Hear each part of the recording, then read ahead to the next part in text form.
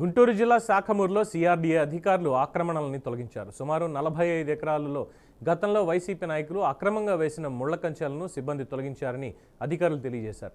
ఎలాంటి అవాంఛనీయ సంఘటనలు జరగకుండా పోలీసు భద్రతను ఏర్పాటు చేశారు. గ్రామాల్లోని వివిధ ప్రాంతాల్లో 45 ఎకరాల్లో వేసిన పంటలను కూడా అధికారులు తొలగిస్తున్నారు. పంటల తొలగింపుకి 10 రోజుల సమయం అధికారులు ఇవ్వడం జరిగింది.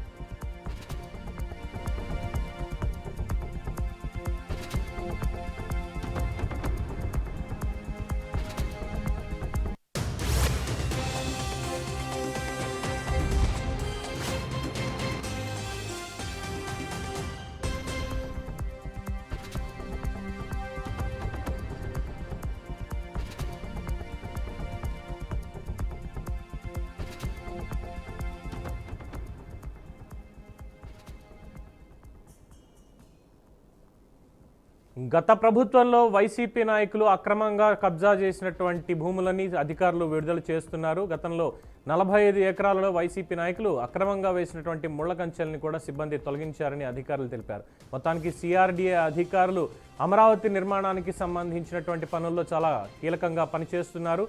అందులో ఆక్రమణలు జరిగినటువంటి ప్రాంతాలన్నింటినీ కూడా గుర్తించి ఆ ఆక్రమణలన్నింటినీ కూడా తొలగించడం జరుగుతోంది.